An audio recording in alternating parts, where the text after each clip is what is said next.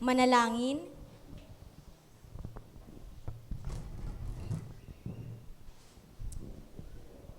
Yes, Lord. Ama naming banal, tapat,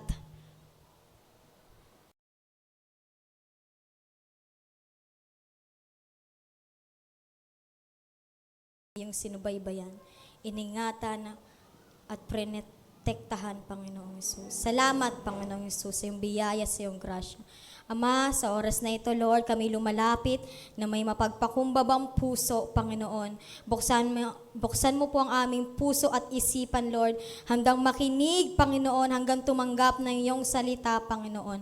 Ikaw po, Panginoon, ang mapapurihan, itago mo ang iyong lingkod sa iyong likuran, at ikaw, Panginoon, ang makita ang iyong banal na Espiritu ang siyang kumilos at mangusap sa amin, Panginoong Yesus. Iyo po, Ama, ang mataas na papuri, pagsamba at pasasalamat sa pangalan mo, Yesus. Amen. So yan po isang malaking pribilehiyo ang gamitin ng Panginoong Diyos. Lahat po tayo makinig at ako rin ay makikinig din. So ayan, makibukas po tayo sa Lucas 15. Samahan niyo po ako. Alam ko yung iba dito ay familiar na po sa verse na to. O, naririnig na natin ang kwento na ito. Pagkat ito ay talinhaga tungkol sa nawawalang tupa. Ayan, basahin ko po sa 1. Maraming maniningil na buwis at iba pang mga itinturing na makasalanan ang pumunta kay Jesus upang makinig sa kanya. 2. Kaya nagreklamo ang mga Pariseo at mga tagapagturo ng kautusan. Sinabi nila, ang taong ito ay tumatanggap ng mga makasalanan at kumakain kasama nila. 3. Kaya kwenantuhan sila ni Jesus. 4. Kung kayo ay may 100 tupa at nawala ang isa, ano ang gagawin ninyo? Hindi ba't iiwan ninyo ang 99 sa pastulan at hahanapin ang nawawala hanggang sa makita ninyo? 5. At kapag nakita na ninyo, masaya ninyo itong papasanin pauwi. 6. Pagkatapos, tatawagin ninyo ang inyong mga kaibigan at kapitbahay ninyo at sasabihin sa kanila, makipagsaya kayo sa akin dahil nakita ko na ang nawawala kong tupa. 7. At sinabi ni Jesus, ganun din sa langit, masayang-masaya sila roon dahil sa isang makasalanang nagsisisi, kaysa sa 99 na matuwid na hindi nangangailangang magsisi. Purihin po ang Diyos sa pagkabasa ng kanyang salita. So sa tingin niyo po, ano kaya ang topic natin ngayon? Ano po ang topic natin ngayon? So ayan, sabay natin basahin. Madilim ah. Once lost but now found. Mari ba natin palakpakan ng Diyos? Yes, napakaganda ng topic na binigay sa atin ng Panginoon. So dito, dahil contextualize po tayo, dito lang po tayo magpo-focus sa Lucas 15. Sabi sa verse 1, maraming maniningil na buwis at iba pang mga itinuturing na makasalanan ang pumunta kay Jesus upang makinig sa Kanya. So, ang tagapakinig dito ng Panginoong Jesus ay yung mga makasalanan. Tama po? Kaya dito, nagreklamo yung mga Pariseo. Nagtanong sila, bakit itong guro na to na si Jesus, yung kinakausap o nakikisalamuha sa mga makasalanan? Kasi tingin nila that time kay Jesus is Diyos. O guro, na kapag sinabing guro, dapat makikisalamuha ka lang sa mga taong matuwid. Pero iba ang Panginoon. Iba po ang Panginoon natin, ang Panginoong Jesus. Kaya ito sinabi ng Lord dahil alam ng Panginoon, all-knowing ang Panginoong Jesus, ibinahagi niya sa mga tao, kasama ng mga Pariseyong nakikinig, itong talinhaga na ito tungkol sa nawawalang tupa. Kaya yan yung pag-uusapan natin, 3 bullet lang po ito. Kaya watch out po, pakinig po tayong mabuti. So yan, sa number 1, next po. Ayan, number 1, lost. Sabi dito in Lucas 15 verse 4, kung kayo ay may 100 tupa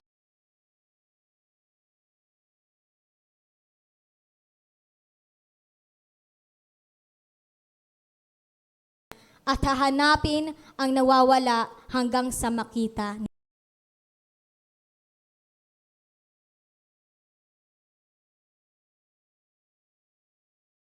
And kung makikita nyo po, naka-highlight dyan, nawala ang isa. Sino kayo yung nawawala na yon? Napaisip po ba kayo? Sino kayo yung nawawala na yon? Amen? So alam nyo na po kung sino yung nawawala.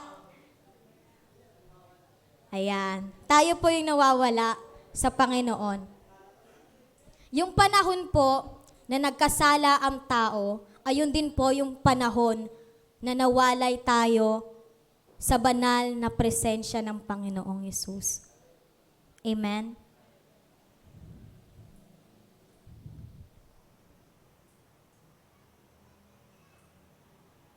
At dahil banal ang Diyos, nagkasala ang tao, kung kaya't tayo nawalay sa kanyang paningin.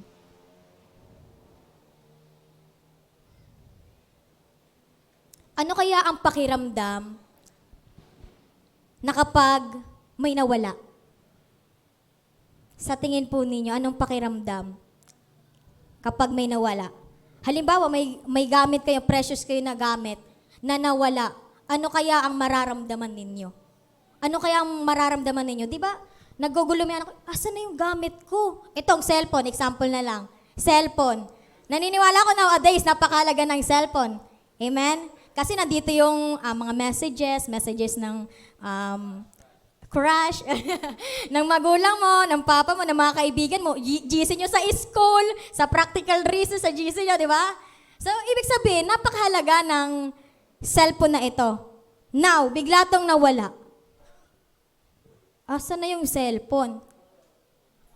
Baka mamaya may nakakita no, ganyan-ganyan. Maya magbasa ng ng messenger ko, patay tayo diyan.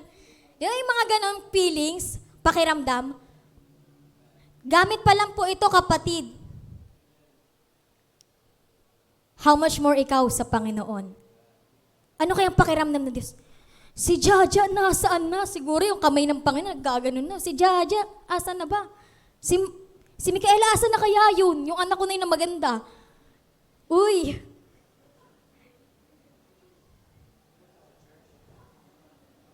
Hinanap ka po ng Panginoon, kapatid. Why? Because you are precious to God. Kasi hindi ka hanapin kung hindi ka mahalaga. Kung may gamit ko na hindi masyadong mahalaga, hanapin niyo po ba? No. Ba't ko hanapin yung gamit?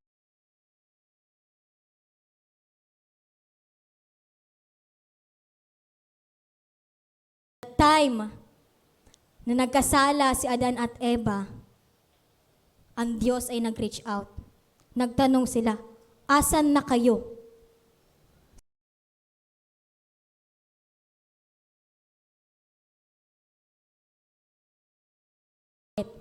Dahil sa kasalanan. Sabi dito, Lucas 15 verse 4, kung kayo ay may 100 tupa at nawala ang isa, ano ang gagawin ninyo? Hindi ba't iiwan ninyo ang 99 sa pastulan at hahanapin ang nawawala hanggang sa makita ninyo? Sa mga magulang, sino po ang yung mga nanay na dito? Asang kamay? Pag yung anak nyo po nawala bigla sa paningin ninyo, di ba po hahanapin ninyo, asan na yung anak ko? Yung feeling na naglaro lang pala yung anak niya doon, pero asan na yung anak ko? Naglalaro lang ako dito. Naalala ko yung ate ko na nakwento ng mama ko, nawala siya. Bata pa po siya, makulit kasi. Di ngayon, yung mama ko nagulumihanan. Asan na ba yung si Irish? Nanginginig yung boses ng mama ko, asan na ba siya? Yung pala, inakay na siya ng hindi kakilala. Pero, buti na lang, pusong magulang. Alam niyo ba pakiramdam ng pusong magulang? Hinanap. Now, sometimes yung kasalanan, ayun yung umaakay sa atin para mapalayo sa Panginoon. Sabi sa'yo ng kaaway, dito ka, makasalanan ka. Ra. Ay, ganyan yung kaaway eh. Sisirain ko ang buhay mo. Sa akin ka lang. Di ba nagsinungaling ka, nangupit ka sa magulang mo? Ganyan yung sasabihin sa'yo ng kaaway. Pero ang Diyos, nak, halika. Lumapit ka sa akin. Magpakumbaba ka. Mahal na mahal kita. Amen? Mari ba natin palakpakan ng ating Diyos? Napakabuti ng Panginoon. At dahil nawala ka sa Diyos, now, ang second bullet natin, found. Sabi in Lucas 15 verse 4 to 5, kung kayo ay may 100 tupa at nawala ang isa, ano ang gagawin ninyo? Hindi ba't iiwan ninyo ang 99 sa pastulan at hahanapin ang nawawala hanggang sa makita ninyo? 5. At kapag nakita na ninyo, masaya ninyo itong papasanin pauwi. Example, itong cellphone ulit. Nakita na natin. Uy, makakapag-chat na ako ulit. Ma-update ko na yung mga dapat kong i-update. Bakit? Nahanap mo na. Kapatid, hindi nagsawalang kibo ang Panginoong Yesus nang nawala ka. Nang nagkasala tayo, hindi nagsawalang kibo ang Panginoon. Umupo na lang siya sa trono. Bahala ka na dyan. Gumawa ang paraan ang Panginoong Yesus. At alam niyo po ba kung anong ginawa ng Panginoong Yesus? Mari ba nating i-recall?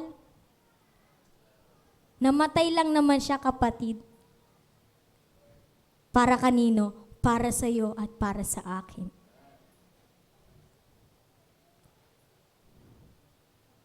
Kasi kung hindi tayo malaga sa Panginoon, bakit niya pa gagawin yun? Bakit niya pa ialay yung buhay niya?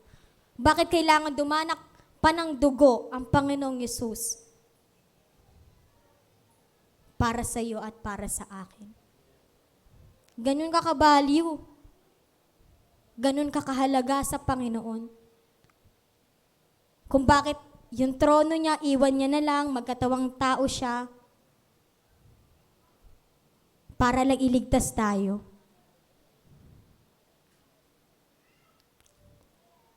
Ganyan ka natatangi sa mata ng Panginoon. Mari niyo tingnan yung katabi mo. Uy, natatangi ka pala sa Panginoon. Ang ganda mo at pogi mo naman, natatangi ka sa Diyos. Tapos ikaw, kung ano-ano yung ginagawa mo.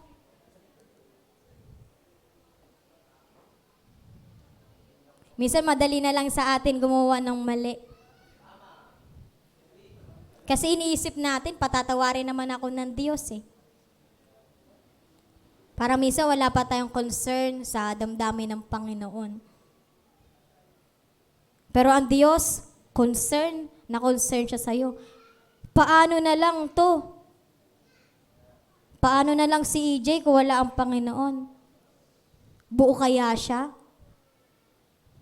Makakaramdam ka kaya, Jay, ng totoong pagmamahal kung hindi mo naramdaman ang pagmamahal ng Panginoon.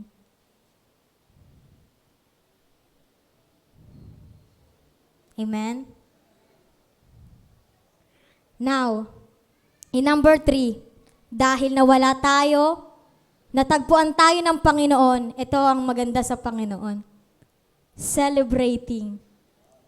Yes. Sabi in Lucas 15, verse 6 to 7, pagkatapos, tatawagin ninyo ang inyong mga kaibigan at kapitbahay ninyo at sasabihin sa kanila, makipagsaya kayo sa akin. Dahil nakita ko na ang nawawala kong tupa. Grabe ka excited ang Lord, no? Makipagsaya. Sobrang love ng Panginoong Yesus sa atin. Amen? 7. At sinabi ni Jesus, ganun din sa langit, masayang-masaya sila roon dahil sa isang makasalanang nagsisisi kaysa sa 99 na matuwid na hindi nangangailangang magsisi. Sa verse ito, para mapakinggan natin, unfair. Para sumagi po ba sa isip ninyo? Bakit, Lord, iiwan mo yung 99 na matuwid? O pwede naman sa 99 na matuwid na lang si Lord magstay. Di niya nahanapin yung isa. Alam mo ba, kapatid, kung gaano ka concern sa Panginoon, gaano ka kahalaga? iniwan niya yung 99 na tupa para sa iyo at para sa akin. At hindi lang yun. Grabe magsaya ang Panginoon. Sabi, makipagsaya kayo sa akin dahil nakita ko na ang nawawala kong tupa. Tayo, di ba, pag may isang gamit tayong nawala, masayang masaya tayo. Bakit? Nakita na natin. Hanggat maaari nga, magtitreat tayo sa iba. Tama? Uy, treat kita kasi nakita ko na yung gamit ko.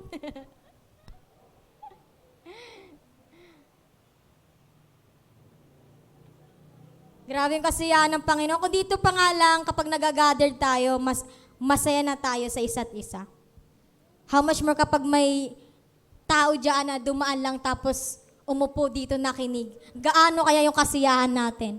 Ganon yung attention natin. Uy, may bago. Ang Panginoon, oh, yan na yung anak kong nawawala. Kaya si Lord, yes! Nandito ka na. Grabe pag-celebrate ng Panginoon. Yung mga sabi siguro din ng Lord, no? O kayong mga anghel, magluto kayo ng pinakamasarap na lutuin dyan sa langit. Papilahin yung mga dapat pilahin. Tawagin yung mga dapat tawagin. Bakit? Yung isa kong anak, nagsisi. Yung isang anak ko na numbalik sa akin. Kala mo kapatid, yung time na nagbihis ka, naligo ka, nagpaganda ka sa payo, nagpapogi ka, tapos umupo ka dyan. Sobrang saya-saya ng Panginoon. Ay, nandito naman yung anak ko. Aawit sa akin, mananalangin sa akin, makikinig ng salita ng Diyos. How much more kapatid yung ikaw yung kaibigan mo na sinisikap mong ma-reach out. Nakakilala sa Panginoon, dumalo sa gawain na to. Di ba ikaw nga lang po na nag-invite? Masaya ka na nag-yes sa'yo yung in-invite mo. How much more ang Panginoon? Yung kasiyahan ng Diyos na yung anak ko. Uy, dito na yung anak ko. Amen? Gaya na lamang ang pag-ibig ng Diyos sa sanlibutan, kung kaya't ibinigay niya ang kanyang kaisa-isang anak upang ang sino mang sumampalataya sa kanya ay hindi mapahamak, kundi magkaroon ng buhay na walang hanggan. Hinanap ka ng Panginoon. Minsan kang nawala, hinanap ka ng Panginoon, nag-celebrate ang Panginoon. Ngayon nasa piling ka ng Lord, sobrang saya ng Panginoon, nagagalak yung puso niya. Dahil nandito ka. Amen? Salamat sa pagmamahal ng Panginoon. Kaya, yan next po, sa conclusion natin, ay, ang bilis naman. Conclusion na agad. Repentance is the key to be found. Yung conclusion ko na po yan, pinag-iisipan ko pa.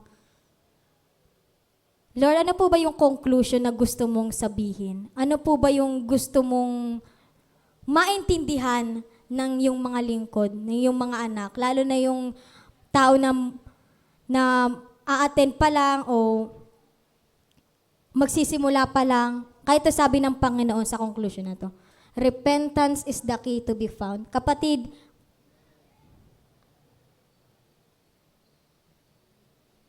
kung hindi ka nag-repent, hindi ka mahahanap. You will never seek God if wala kang pagpapakumbabang puso. At dahil may pagpakumbaba kang puso, humingi ka ng tawad sa Panginoon.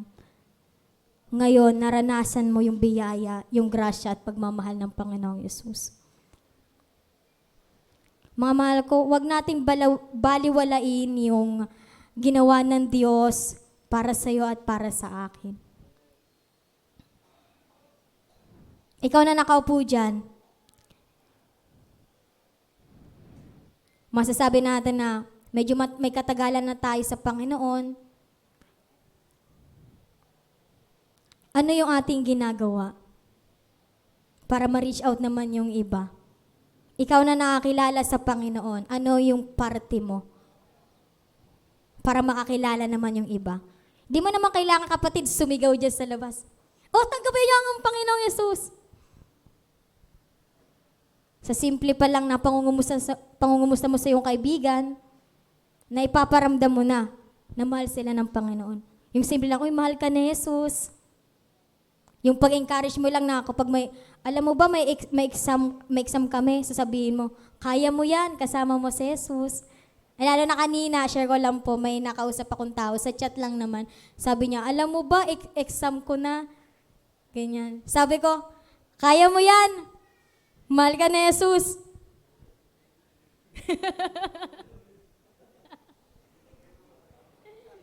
Mag-review ka.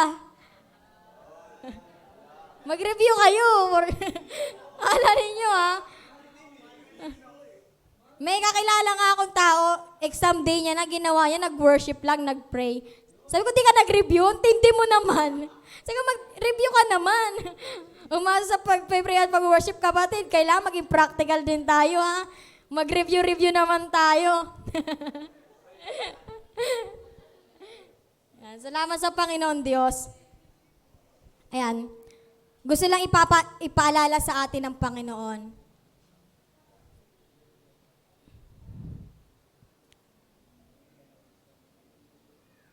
Wala kasing halaga. Kung minsan naisip natin na parang wala nang magpapahalaga sa atin,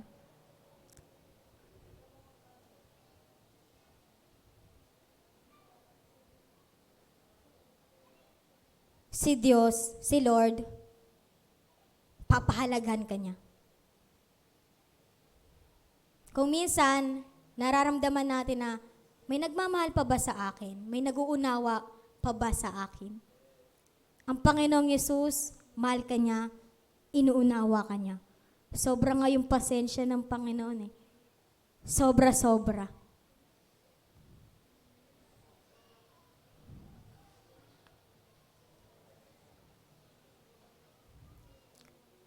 Kung pakiramdam natin wala nang kakalinga sa atin, yung isang tupa dito nang makita, anong ginawa? Kinarga. Ramdam mo po ba wala nang kakalinga sa'yo? Magpakarga ka sa Panginoon. Amen? Kakargahin ka niya. Naglalambing ka ba sa Panginoon? Si Lord malambing din. Sobrang malambing ang Panginoon eh. Amen? Wala naglalambing sa'yo? Sa Lord ka lumapit, lalambingin ka ni Lord. Kailangan mo ng yakap?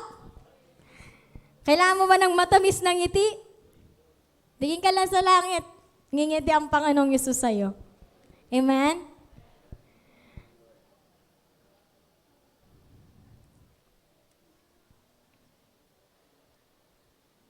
Kung minsan naman nadadapa tayo sa buhay na ito, kapatid, andyan yung kamay ng Panginoon. Ibabangon ka. Yung panahon na nalugmok tayo sa kasalanan, na-enjoy natin yung kasalanan, yung kamay ng Panginoon, napipicture out po ba natin? Dugo yung katawan ng Panginoon, may butas pa siya dito. Nak, halika. Imagine na lang natin, puting-puti yung damit ng Panginoon. Tapos, bigla ka niyang kinargan, dumi-dumi mo. Dinadumihan din ng Panginoon. Kung tayo minsan, aminado tayo, sometimes may pagka-arrogante tayong tao. Kaya ma-pride tayo. Lalo pag nakaputi tayo, tapos lalakad ka dyan sa may, masyadong maputi. Hanggat maaari nga, iwasan mo yan eh. Ngayon, putik naman dyan, tapos nakapans ka pa na puti, nakadamig ka ng puti, tapos biglang may jeep na dumawa, kaya kotse naman, dun, gagano ka. Pero anong Panginoon, hindi na, kung nagganon, di kaya sila, ewan ko na lang, pero hindi ginawa yun ng Panginoon. That time na nalulog mo ka sa kasalanan, ina-enjoy mo yung kasalanan, ayun yung panahon na ni-reach out ka ng Panginoon. Niyakap ka ng Panginoon, minahal ka ng Panginoon, pinaramdam ng Panginoon na wala nang ibang magmamahal sa iyo ng ganito. Ako lang, sabi ng Panginoong Yesus. Sometimes naghahanap pa tayo ng attention sa iba. Bakit hindi tayo lumapit sa Panginoon? Alam mo ba yung kapatid, yung attention sa iyo ng Panginoon, straight lang? Titig na titig sa yung Panginoon. No? Ito yung minamahal kong anak. mga online, mga nanonood sa online, gustong sabihin sa'yo ng Panginoon, mahal ka ng Diyos. Namatay ang Diyos para sa'yo. At kung ano yung sitwasyon na meron ka ngayon, alam niya ng Panginoon. Ililigtas ka ng Panginoon. Magtiwala ka lang at manalig ka lamang sa Kanya. Ganon din sa inyo mga kapatid ko. Manalig at magtiwala lang tayo. Paniwalaan natin yung ginawa ng Panginoong Hesus sa krus ng Kalbaryo. We're not sinners anymore, kapatid. Iba ang makasalanan sa nagkakasala. Maging malinaw po yan sa atin. Amen? Kasi kung makasalanan pa tayo, hindi natin sisikapin na hindi tayo magkakaroon ng desire para magbago. Magbabago ako para sa'yo. May maganon tayong linyahan, no? Sabihin kayo natin sa Panginoon yun, Lord, sisikapin ko pong magbago para sa'yo, para po maluwalhati ka. Amen? Salamat sa Panginoon. And po yung conclusion natin, repentance is the key to be found. Mari tayong magsandaling yumuko.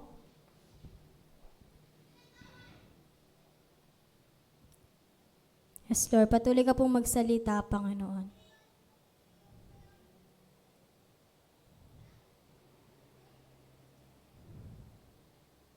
Salamat, Lord. Minsan kaming nawala sa iyo.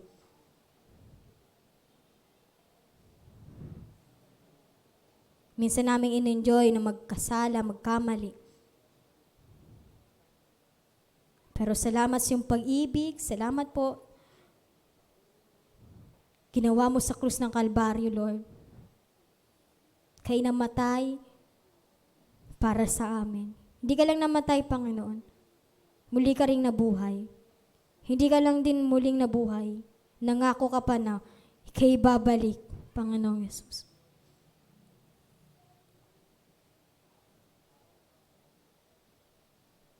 Salamat, O Diyos, hindi namin sukat akalain na gagawin mo ito para sa amin. Kaano kami kahalaga sa iyo, Panginoon? Kung bakit ganun mo na lamang kami alalahanin, ganun mo na lamang kami pahalagahan, ganun mo na lamang kami mahalin, Panginoong Yesus. Hindi namin masagot, Lord. Hindi namin ma-put into words. Dahil sobra-sobra, Lord, sukdulan yung pagmamahal mo. Salamat, O Diyos, sa iyong pagpapatawad. Kung bakit nakakangiti na kami ngayon, Panginoon, kahit na may pagsubok, dahil po sa iyong grasya at biyaya. Kung bakit na-enjoy namin ang maraming bagay, dahil sa iyong biyaya, Panginoon. Salamat, Lord, sa iyong pagpapalaya sa amin. Kami pinalaya mo. Kakapatid, yung paalala sa atin ni Apostol Pablo, kay malaya na, kaya huwag ka nang magpapaalipin pang muli, sabi ng Diyos sa Galatia 5 verse 1. At dahil malaya ka na, kapatid,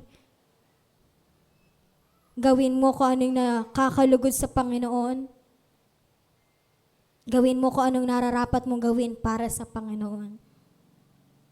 Yes, Lord.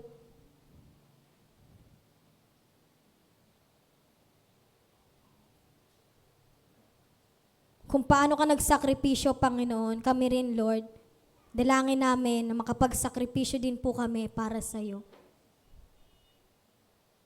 Mabahaginan din po namin yung iba na hindi pa nakakilala sa iyo, Panginoon. Nang sa gayon, Lord, makay namin sila at makasama namin na magpuri at magpasalamat sa iyo, Panginoon, Lord God.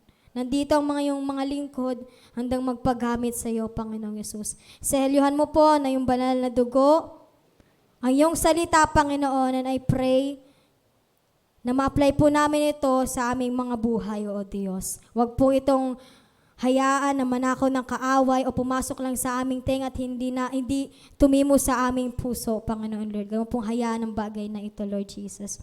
Maraming salamat po, aming Ama. Sa iyo po ang pinakamataas na papuri at pagsamba sa pangalan mo, Jesus. Amen. God bless us all po.